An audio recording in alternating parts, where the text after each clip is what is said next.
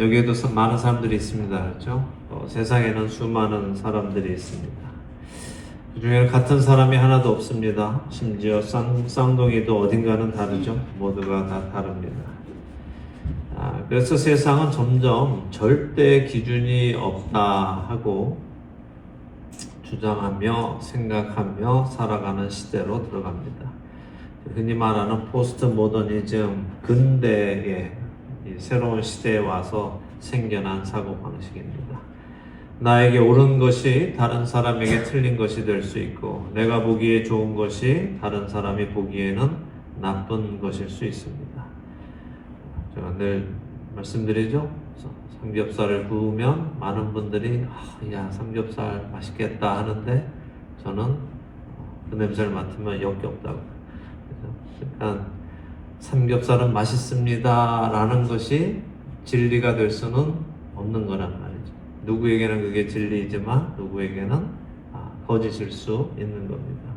그래서 나는 맛있다고 먹지만 다른 사람은 역겹다고 할 수 있고, 그래서 내가 옳다고 다른 사람에게도 그것을 옳다라고 강요할 수 없다는 것이 오늘날의 가치관이고 시대상입니다. 어떠세요? 여러분도 동의하십니까? 제가 방금 드린 예를 들으면서 그렇지, 내가 나한테 옳다고 다른 사람한테도 꼭 옳은 것은 아니지, 다 틀릴 수도 있고 다를 수도 있지, 그런 생각 드실 겁니다. 예, 맞습니다. 세상의 수많은 사람들은 각자가 선호하는 것이 다 있습니다. 그리고 그 자기가 선호한다고 해서 다른 사람이 선호하라는 법은 없습니다. 어떤 사람은 불호할 수도 있죠. 그거는 분명히 맞습니다. 그래서 어느 누구도 다른 사람에게 내가 좋아하는 것을 당신도 좋아하십시오 라고 강요하는 것은 옳지 않다라는 것이 오늘날의 시대의 기본적인 가치관입니다. 근데 이런 가치관이 사람들 안에 가득하게 되면서 생겨나는 부작용이 하나 있어요. 그것은 바로 절대 진리를 인정하지 않는다는 거예요. 모든 것은 상대적인 진리이기 때문에 절대적인 진리는 없다라고 하는 것이 이 세상 사람들이 주장하는 것입니다. 생각해보면 모든 것이 바라보는 관점에 따라 누가 보느냐에 따라 달라질 수 있으니까 절대적인 진리는 없다라고 하는 것이 이 시대 사람들의 머릿속에 자리 잡게 되었습니다. 근데 우스운 것이 뭐냐 하면 절대 진리는 없다라는 그 절대 진리를 만들어낸 거죠. 절대 진리는 없다라는 진리를 만들어낸 거랍니다. 자기 모순에 스스로 빠진 겁니다. 우스운 거죠. 바로 이러한 우스운 생각과 가치관이 진리인 하나님의 말씀도 거부하게 만드는 시대가 된 것입니다. 예수님은 요한복음 14장 6절에 내가 길이요 진리요 생명이니 나로 말미암지 않고는 아버지께로 올 자가 없느니라 라고 하셨어요. 예수님의 이 말씀은 진리입니까? 아닙니까? 예수님이 내가 진리라 라고 하셨어요. 또 진리입니다. 예수님 외에 하나님 아버지께로 갈 수 있는 길은 없습니다. 그런데 사람들은, 세상 사람들은 그것을 뭐라 그래요? 독선적이다 라고 합니다. 종교는 포용인데 그렇게 포용력이 없어서 사람들이 어떻게 믿겠느냐라고 말을 해요. 신이라는 혹은 극락이라는 혹은 구원이라는 혹은 천국이라는 산 정상에 올라가는 것이 한 길밖에 없다라고 주장하는 것은 너무도 독선적이고 편협한 생각이다라고 세상 사람들은 말합니다. 북쪽에서 올라갈 수도 있고 남쪽에서 올라갈 수도 있고 동쪽에서 서쪽에서 올라갈 수도 다 있다는 거죠. 다른 종교들은 이걸 다 인정하고 서로를 포용하는데 어떤 종교라도 다 자신의 그 종교의 길을 따라 올라가면 결국에는 정상에 도달하게 되고 신이라는 존재에게 도달하게 되는데 왜 기독교만은 독선적으로 예수님만이 길이라고 하느냐 하면서 세상 사람들은 책망을 합니다. 자, 오늘날 아까 말씀드린 이 포스트 모더니즘 세계에서 절대적인 진리는 없다라는 가치관을 가지고 있는 세상에서 생각해 보면 그 말이 맞는 것처럼 들립니다. 그런데 만일 예수님 외에도 하나님 아버지께로 갈 수 있는 길이 있다면 하나님은 절대로 예수님을 보내실 이유가 없습니다. 다른 방법이 있다면 자신의 독생자를 보내서 그런 죽음을 당하게 할 아버지는 없습니다. 예수님도 아버지여 하실 수 있거든, 하실만 하거든 이 잔을 내게서 옮기시옵소서라고 기도하시지 않았습니까? 만일 다른 방법이 있으면 그 방법으로 해주세요 라고 예수님도 말씀하실 정도로 예수님이 가신 그 십자가의 길은 고난의 길이고 아픔의 길이고 잔인한 길이고 피하고 싶은 길입니다. 그런데도 하나님께서는 그 아들이 하신 기도, 아버지여 하실만 하거든 이 잔을 내게서 옮기시옵소서라는 그 기도대로 잔을 옮겨주지 않으시고 아버지의 뜻대로 그 아들이 그 잔을 마시도록 하셨다는 거예요. 다른 길이 없기 때문에 죄인이 죄 없으신 하나님 앞에 갈 수 있는 유일한 방법은 돌을 닦거나 참선을 하거나 어떠한 행위를 해서 갈 수 있는 것이 아니라 오직 죄가 없으신 그분이 대신 우리 위하여 죽으시고 십자가 위에서 우리의 죄를 다 사하시고 죽었다가 살아나심으로 인하여 그분의 생명이 우리 안에 들어올 때만 하나님 아버지께로 갈 수 있기 때문에 다른 방법은 없는 것입니다. 예수님은 마태복음 10장 34절에 내가 세상에 화평을 주러 온 줄로 생각하지 마라. 화평이 아니요 검을 주러 왔노라 라고 하십니다.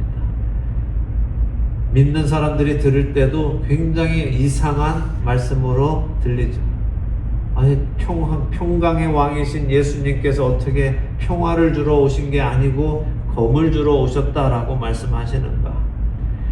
예수님의 십자가는 사람들을 화목하게 하는 것이 아니라 오히려 사람들을 나뉘게 합니다. 예수님의 복음은 사람들을 나뉘게 해요. 예수님이 말씀하신 것처럼 시어머니와 며느리가, 아버지와 아들과, 형제가 형제가 예수 그리스도의 복음으로 인해서 서로 나뉘게 된다는 거예요. 그런데 이 말씀을 오해하셔서 모든 사람을 분열하게 하신다라고 생각하시지는 않으시겠죠. 예수님이 내가 검을 주러 왔노라 이것은 뭘 말씀하시는 거예요? 하나님이 태초에 천지를 창조하시며 빛이 있으라 라고 하시면서 빛을 어떻게 하셨어요? 어둠으로부터 분리해 내셨단 말이에요. 어둠과 빛을 구별하셨단 말이죠. 그래서 하나님은 이 세상에서 빛에 속한 자녀들을 어둠에 속한 자녀들로부터 구별해 내시는 것이고 그 일을 바로 예수 그리스도의 십자가, 예수 그리스도의 복음이 하는 일인 것입니다. 오늘 우리는 사도행전을 보며 이 모습을 명확하게 다시 한번 보게 될 것입니다. 사도행전 14장 펴시고 먼저 1절에서 7절을 우리가 함께 읽도록 하겠습니다. 사도행전 14장 1절에서 7절 함께 읽겠습니다. 이에 이고니온에서 두 사도가 함께 유대인의 배당에 들어가 말하니 유대와 헬라의 허다한 무리가 믿더라. 그러나 순종하지 아니하는 유대인들이 이방인들의 마음을 선동하여 형제들에게 악감을 품게 하거늘 두 사도가 오래 있어 주를 힘입어 담대히 말하니 주께서 그들의 손으로 표적과 기사를 행하게 하여 주사 자기 은혜의 말씀을 증언하시니 그 시내의 무리가 나뉘어 유대인을 따르는 자도 있고 두 사도를 따르는 자도 있느니라. 이방인과 유대인과 그 관리들이 두 사도를 모욕하며 돌로 치려고 달렸더니 그들이 알고 도망하여 루가오니아의 두 성 루스드라와 더베와 그 근방으로 가서 거기서 복음을 전하니라. 아멘. 자, 비시디아 안디옥에서 복음을 반대하는 자들로 인해서 쫓겨난 바울 일행이 이고니온에 와서 복음을 전한다라고 했습니다. 그래도 또 지도를 보여드릴게요. 어떻게 흘러가고 있는지. 네. 이제 처음에 우리 여기 구브로 섬에 왔다가 버가 갔다가 저 위에 BCD 안디옥에 있는데 이번에 이고니온으로 왔다는 거예요. 이고니온에서 또 루스드라하고 더베로 내려갔다. 그래서 이쪽 지역에 계속해서 지금 머물고 있다 하는 거 여러분이 지도상으로 알고 계시면 됩니다. 자, 그런데 여기 와서 이고니온에 와서 복음을 전하니까 어떻게 됐어요? 유대와 헬라의 허다한 무리가 어떻게 해요? 믿었다라고 했습니다. 그런데 모두가 다 믿은 것은 아니에요. 허다한 무리가 믿었지만, 많은 사람들이 믿음 앞으로 나왔지만 모두가 믿은 것은 아니었습니다. 2절에 보니까 순종하지 아니하는 유대인들이 이방인들의 마음을 선동해서 바울 일행에게 악감정이 생기도록 했다라고 하십니다. 그러나 주님께서는 그럼에도 불구하고 바울 일행에게 표적과 기사를 행하게 하여 주님의 은혜의 말씀을 증언하도록 직접 주님께서 일하셨다라는 거예요. 그 결과로 어떻게 됐습니까? 4절에 보니까 그 시내의 무리가 나뉘었다는 거예요. 한쪽은 유대인을 따르고 한쪽은 두 사도를 따르는 자들로 나뉘었습니다. 세상에 아무리 많은 사람이 있다 하더라도 결국에는 딱 두 종류의 사람만 있어요. 남자와 여자 이게 아니라 세상에 딱 두 종류의 사람만 있는데 뭐예요? 믿는 사람과 믿지 않는 사람. 빛에 속한 사람과 어둠에 속한 사람, 생명에 속한 사람과 사망에 속한 사람, 이 둘 외에는 존재하지 않습니다. 이렇게 빛에 속한 자와 어둠에 속한 자로 나뉘니까 어떤 일이 일어나냐 하면 어둠에 속한 자들이 빛을 전하는 사도들을 돌로 쳐 죽이려고 달려들었습니다. 어둠은 언제나 빛을 죽이려고 합니다. 그것이 처음 에덴 동산에서부터 있었던 일이에요. 하나님이 지으신 아담과 하와를 누가 죽였습니까? 뱀이 죽였어요. 아벨을 누가 죽입니까? 가인이 죽입니다. 바로 왕은 모세를 죽이려고 했고 헤롯 왕은 예수님을 죽이려고 했습니다. 그리고 세례 요한을 죽였습니다. 어둠은 언제나 이렇게 빛을 공격합니다. 그렇기에 빛에 속한 자들은 세상에서 고난을 받고 박해를 받고 핍박을 받는다라고 예수님이 계속해서 강조하신 거예요. 다행히 두 사도들은 이번에 그 박해로부터는 피난을 합니다. 그리고는 이고니온에서 더 남쪽으로 내려와서 루스드라와 더베라는 지방에 가서 복음을 전합니다. 이제 8절에서 우리 19절을 보겠습니다. 8절에서 19절까지 읽겠습니다. 루스드라에 발을 쓰지 못하는 한 사람이 앉아 있는데 나면서 걷지 못하게 되어 걸어본 적이 없는 자라. 바울이 말하는 것을 듣거늘 바울이 주목하여 구원받을 만한 믿음이 그에게 있는 것을 보고 큰 소리로 이르되 내 발로 바로 일어서라 하니 그 사람이 일어나 걷는지라. 무리가 바울이 한 일을 보고 루가온요 방언으로 소리질러 이르되 신들이 사람의 형상으로 우리 가운데 내려오셨다 하며 바나바는 제우스라 하고 바울은 그 중에 말하는 자이므로 헤르메스라 하더라. 시와 제우스 산당의 제사장이 소와 화환들을 가지고 대문 앞에 와서 무리와 함께 제사하고자 하니 두 사도 바나바와 바울이 듣고 옷을 찢고 무리 가운데 뛰어들어가서 소리질러 이르되 여러분이 어찌하여 이러한 일을 하느냐? 우리도 여러분과 같은 성정을 가진 사람이라. 여러분에게 복음을 전하는 것은 이런 헛된 일을 버리고 천지와 바다와 그 가운데 만물을 지으시고 살아계신 하나님께로 돌아오게 함이라. 하나님이 지나간 세대에는 모든 민족으로 자기들의 길들을 가게 방임하셨으나 그러나 자기를 증언하지 아니한 것이 아니니 곧 여러분에게 하늘로부터 비를 내리시며 결실기를 주시는 선한 일을 하사 음식과 기쁨으로 여러분의 마음에 만족하게 하셨느니라 하고 이렇게 말하여 겨우 무리를 말려 자기들에게 제사를 못하게 하니라. 유대인들이 안디옥과 이고니온에서 와서 무리를 충동하니 그들이 돌로 바울을 쳐서 죽은 줄로 알고 시외로 끌어내치니라. 아멘. 굉장히 18절과 19절이 급변하죠. 네. 자, 루스드라에 갔더니 거기 발을 쓰지 못하는 한 사람이 있었어요. 근데 이 사람이 나면서 걷지 못하게 되어서 한 번도 걸어본 적이 없는 사람이다 라고 누가는 기록하고 있습니다. 어떤 사람 생각나는 분이 계시죠? 누굽니까? 사도행전 3장에서 베드로와 요한이 성전에 들어갈 때 나면서 못 걷게 된 사람을 고쳐주었던 기적이 생각납니다. 자, 그래서 그때 뭐라고 말씀드렸어요? 나면서 걷지 못하게 되었다 하는 것은 어떤 영적인 의미를 우리에게 보여준다고 말씀드렸어요. 그 영적인 의미는 뭐였습니까? 걷는다는 것은 행한다는 거였죠. 단일 행자라고 말씀드렸어요. 그래서 하나님 앞에 온전하게 행할 수 없는 자들, 영적으로 스스로 어떤 하나님 앞에 의로운 행함을 할 수 없는 자들을 베드로와 요한 사도가 예수 그리스도의 이름으로 낫게 하여 이제는 하나님 앞에 다닐 수 있는 자들이 되게 하였다라는 것을 상징적으로 보여주는 것이라고 말씀드렸어요. 스스로 천국에 갈 수 없는 사람을 베드로와 요한이 예수 그리스도의 이름으로 갈 수 있게 만들어 주었다 하는 겁니다. 성경은 예수님이 말씀하신 대로 먼저는 유대인에게 복음을 전하게 하시고 그 다음에는 이방인에게 복음을 전하시는 거예요. 구원이 먼저는 유대인에게 그리고 이방인에게로 흘러가는 것이 하나님의 질서입니다. 자, 그러니 이 사람도 누구겠어요?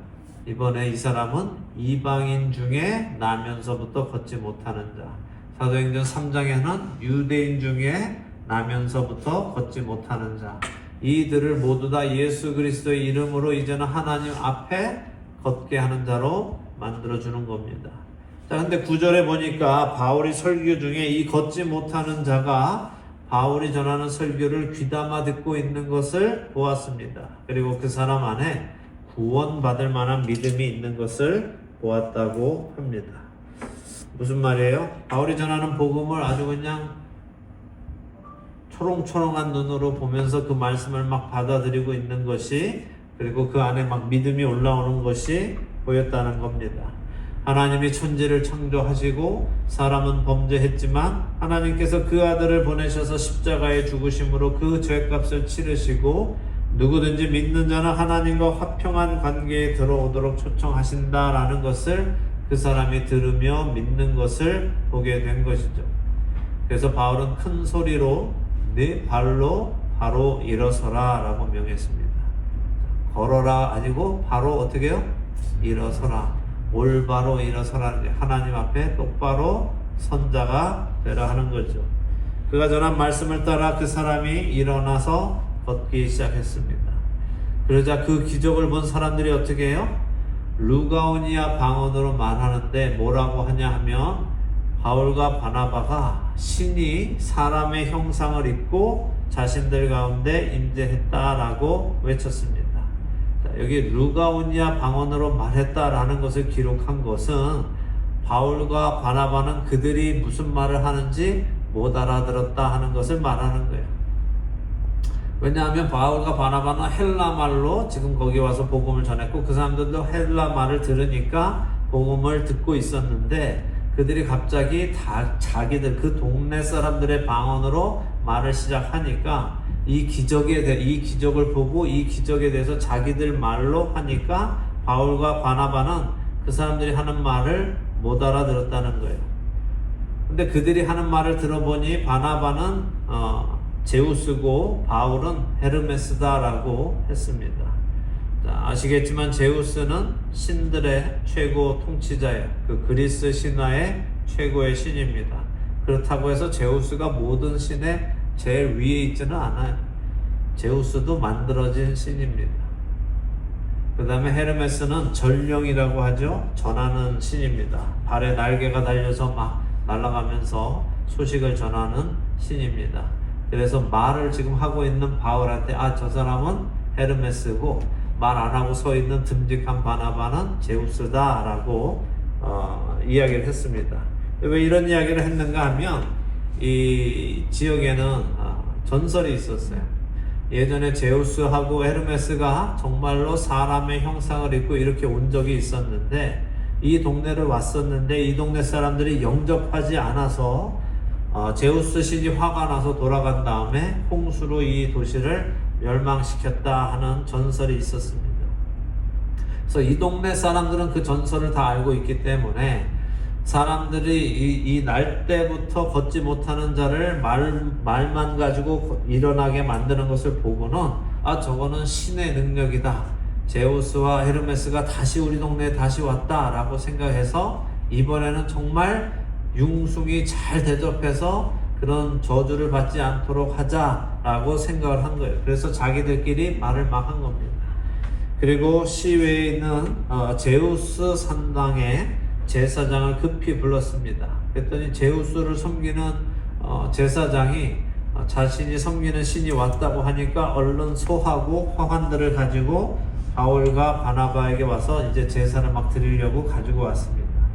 그제서야 그 모습을 보니까 바울과 바나바가 그동안 그 사람들이 자기들 말로만 했으니까, 그 동네 지역 말로 했으니까 못 알아들었는데 하는 짓을 보니까 이제 무슨 일을 꾸미고 있는지 알게 됐단 말이죠.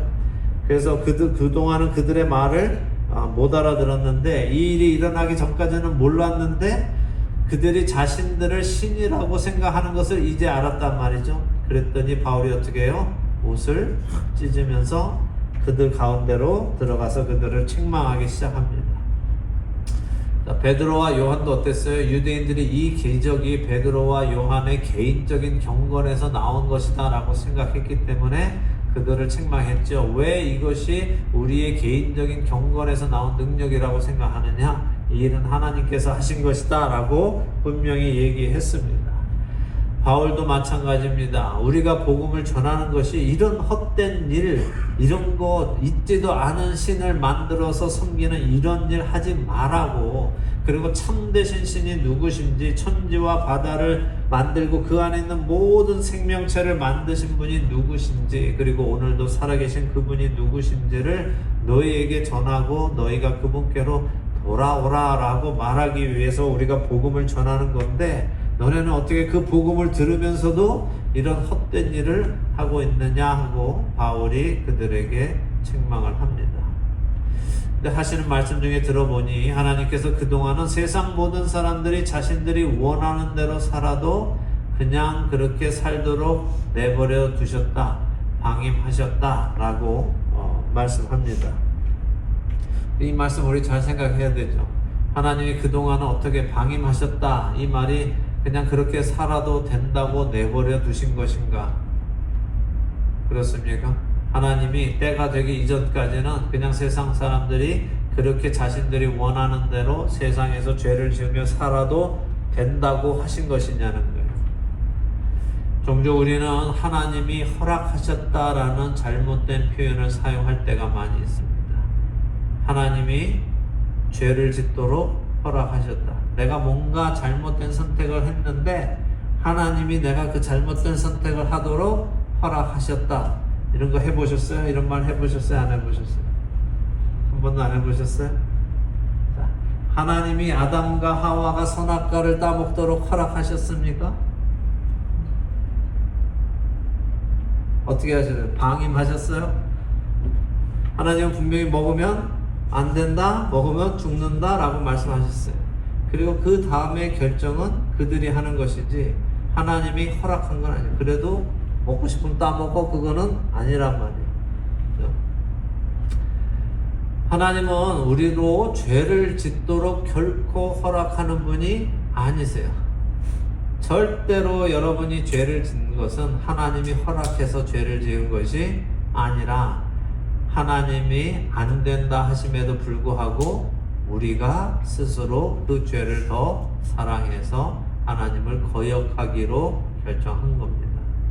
여기 방임했다, 내버려 두셨다 하는 것은 마치 해야 할 책임을 다하지 않으신 것처럼 아예 난 몰라, 니들이 알아서 해 라고, 니들 하고 싶은 대로 해 하고 포기하신 것처럼 느껴지지만 그렇게 이해하시면 안 됩니다. 여기 방임하다라는 단어는 원어를 보면 허락하다라는 표현도 있어요. 그런 의미도 있습니다. 그런데 그거보다는 참다 하는 의미가 더 강합니다. 그러니까 여기에서 가장 잘 어울리는 번역은 방임했다라기보다 하나님이 그동안은 참아오셨다는 거예요. 그 악한 죄를 짓는 것을 보고도 바로 심판하지 않고 하나님이 그들을 오래 참아오셨다는 겁니다.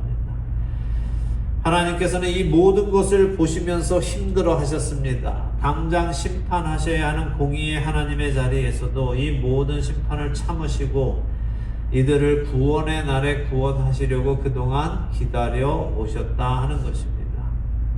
그런데 무작정 기다리신 것만은 아니고 17절에 보니까 하늘로부터 비를 내리시고 결실기를 주시는 선한 일을 하셨다는 거죠.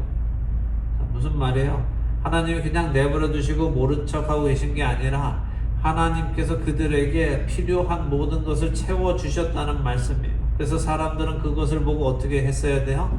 아, 하나님이라는 분이 계시구나. 이 모든 것을 창조하신 분이 계시구나. 그분을 내가 알고 싶다라는 마음이 생겼어야 하는데 사람들은 사실 그냥 이 모든 것은 자연이 생겨난 거다. 오늘날의 사람들은 생각했고 당시에 사도 바울이 있던 이 지역의 사람들은 어떻게 생각했느냐 하면 비는 제우스가 주고 열매는 헤르메스가 맺게 한다고 믿었기 때문에 바울이 이 얘기를 하는 겁니다. 너희가 믿는 그 신이 너에게 이것을 준 것이 아니라 하나님께서 모든 것의 주인이신 하나님께서 이 모든 일을 너희에게 하신 것이다 하는 거죠. 생각해 보면 세상의 거의 모든 신들은 세상에 거의 사람들이 만들어낸 신들은 다 자기의 그 전공이 있어요.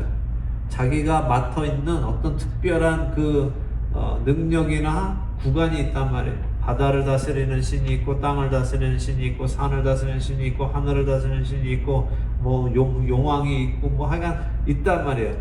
모든 것을 다스리는 신은 없고 신들이 각각 다 역할 분담을 해서 다닌단 말이죠. 그래서 그렇게 많은 신들이 존재하는 거 아닙니까? 그러나 성경은 오직 신은 한 분 하나님 외에는 안 계시고 이분이 모든 것을 만드시고 모든 것을 다스리시는 전능자이시다라는 것을 말씀하십니다.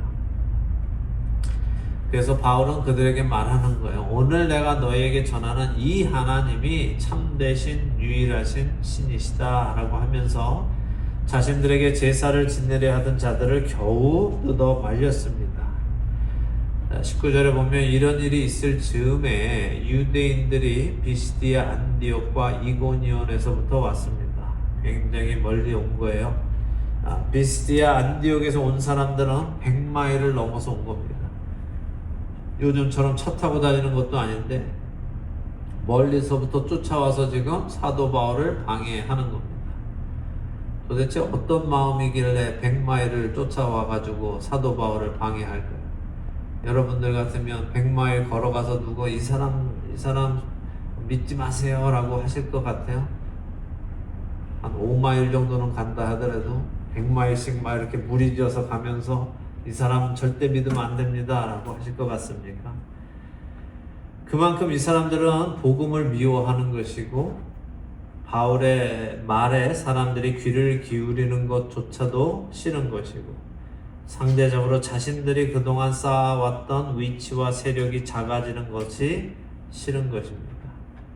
더군다나 안디옥과 이고니온 사람들이 함께 왔다는 것은 이들이 이제 연합하기 시작했다는 거예요.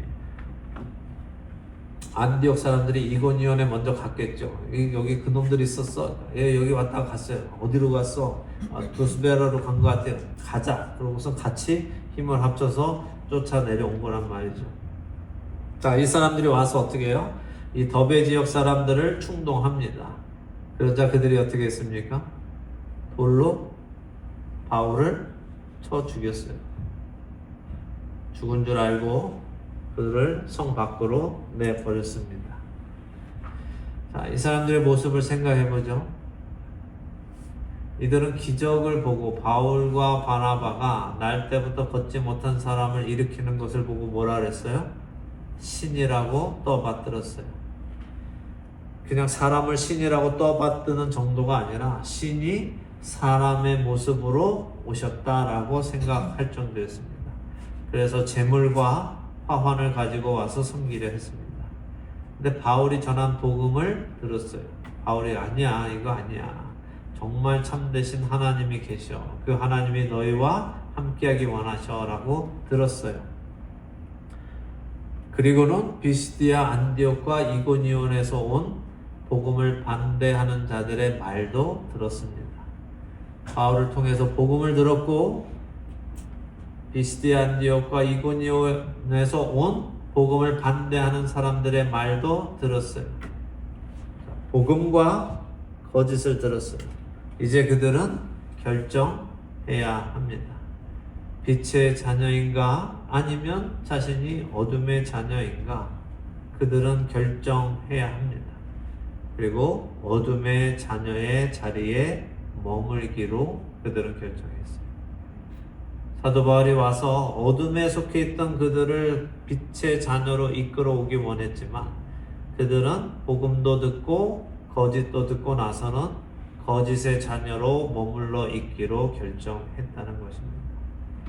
한순간 신이라고 외치던 자들이 돌이켜서는 바울을 쳐 죽입니다. 종려주일에 예수님을 향해 호산나 다윗의 자손이여 하던 그렇게 열심히 예수님을 환영하던 자들이 5일 만에 돌이켜서 예수님을 십자가에 내어준 것처럼 세상에 속한 사람들, 어둠에 속한 사람들은 이렇게 자신에게 유익하면 떠받들다가도 자신에게 무익하면 가차없이 내버리는 아주 이기적인 모습을 보여줍니다.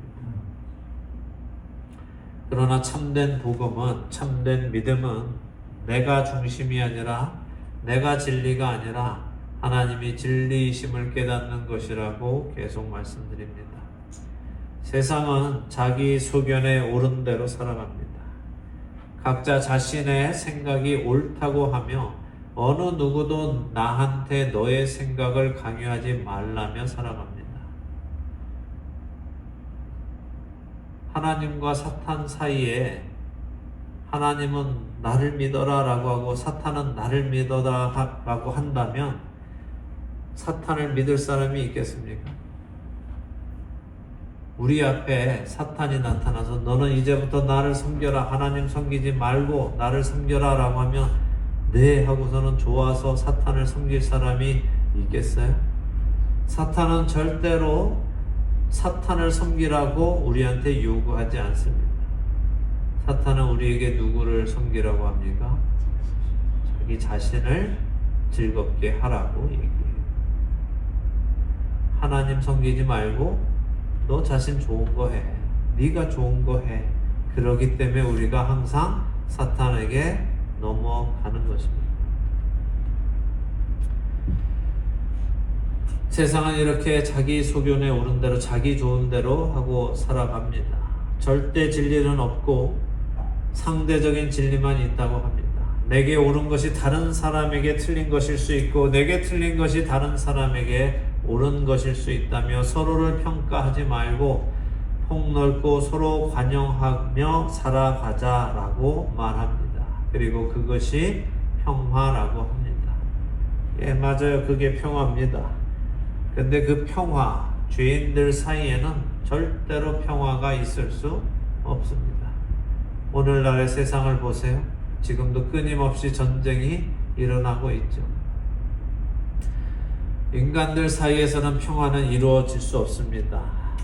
참된 평화는 오직 하나님과 우리의 관계가 화평할 때에 오는 것입니다. 바로 그것을 위해서 우리 예수님은 십자가를 지셨습니다.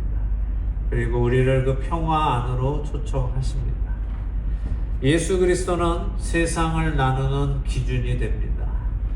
그래서 복음에는 양면성이 있습니다. 복음이 항상 좋은 것이 아니라 복음이 누군가에게는 구원의 소식이지만 누구에게는 심판의 소식인 것입니다. 예수 그리스도는 세상을 나누기 위해 검을 주셨습니다. 예수 그리스도를 거부하는 사람과 예수 그리스도를 받아들이는 사람, 그 양면성 앞에 예수님은 누구에게는 구원의 소식이고 누구에게는 멸망의 소식입니다. 여러분에게 예수님은 어떤 소식입니까? 예수 그리스도의 소식이 여러분 한 분 한 분께 멸망의 소식이 아니라 구원의 소식이 되시기를 예수 그리스도의 이름으로 축원합니다.